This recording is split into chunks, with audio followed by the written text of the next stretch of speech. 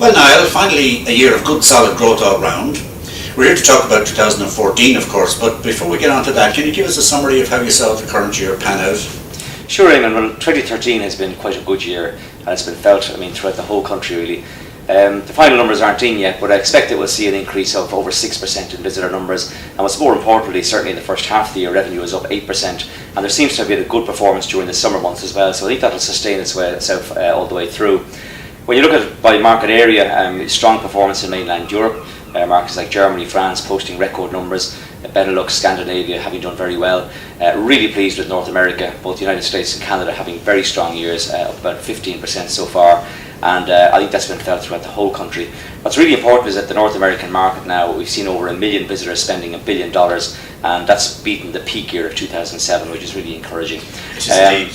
Britain, great to see it return to growth, 3.5% so far this year, and that's very encouraging after being in the doldrums for a while. And more importantly, new and developing markets, which only account for a small number of our overall visitor numbers, are again going at double-digit growth, and we're seeing record numbers on top of a very strong 2012 as well. Great, well that really gives us something to build on. So now let's look at 2014. The good news is that you see this growth continuing, as you told us at your launch this morning. So take us through the big markets. Where do you principally see next year's growth coming from? Well, this morning we set out a very ambitious plan, and it's not just Tourism Ireland's plan, it's everybody's plan, and we're setting out ambitious revenue targets of 24% for promotable revenue over the next 3 years. It's a very big stretch, it's a very big ask, but I think there are a lot of factors that are going in our favour. I think the Ireland brand is in very good shape. Ireland's reputation overseas is very, very good. We've carried out a lot of studies in conjunction with the industry over the last number of years on segmentation, exactly who we're targeting and in what markets. And in respect of 2014 and beyond, I think the big growth next year in numbers is largely going to come from North America and mainland Europe.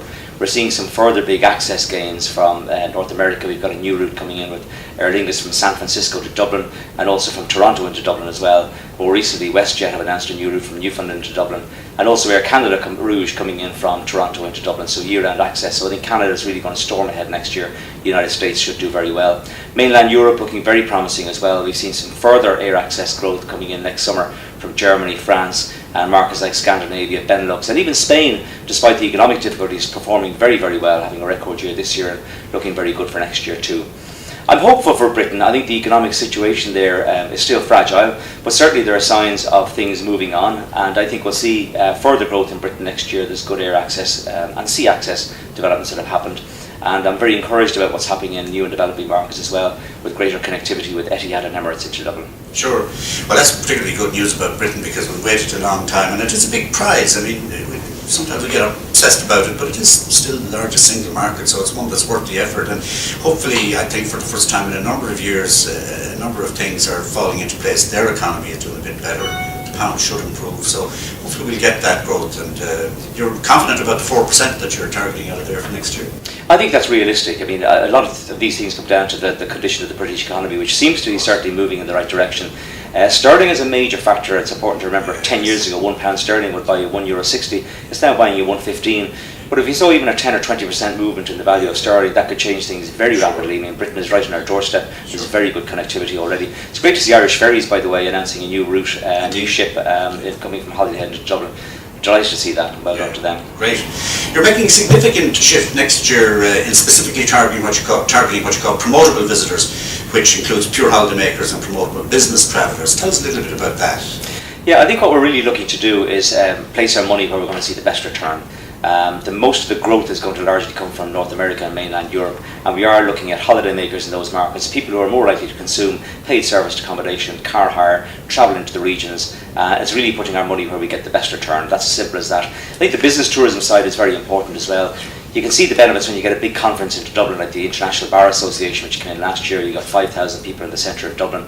It overflows into all the bars, all the restaurants, everyone feels it. So I think that'll get a significant focus next year. And indeed down the country as well, with great post-convention tours. And speaking on the subject of investing the money wisely, what can you tell us about your market resource allocations for 2014? Do they differ, I'm talking about in general terms, do they differ much from this year? Well, our overall core budget is falling by 4% next year, but look, we still have about €40 million to invest. It's still a significant amount of money.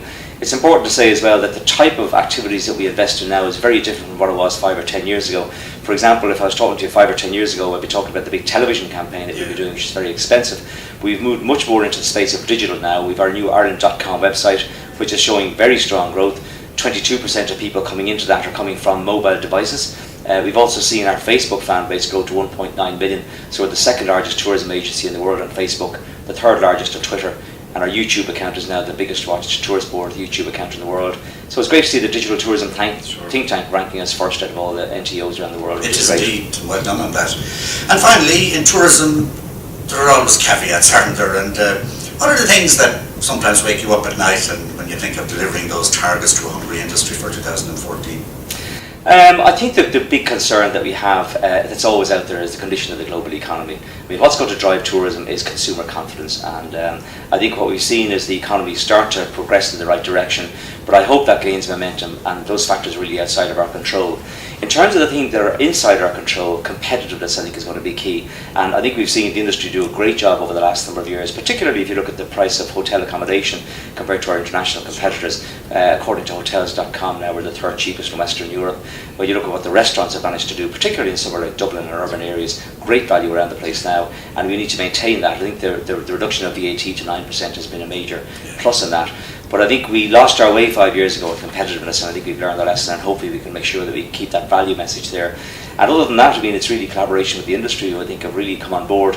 If now we have almost too many industry trying to clamour for various spaces that we have on overseas platforms, great complaint to have. We had a great mission to China recently with 20 companies, and really excited about what's happening in some of these new markets.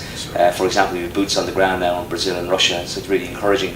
I think they're going to show good growth in years to come too.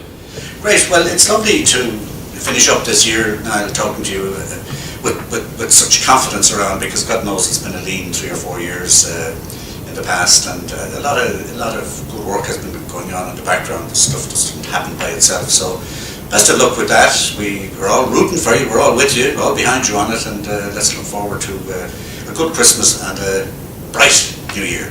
Absolutely, yeah. And listen, just to say thanks very much to all the industry. We absolutely know this is everyone with the shoulders to the wheel, and I think things are looking better, and I think we've got a very bright 3 years ahead of us, and we're really excited about it. So thanks very much indeed.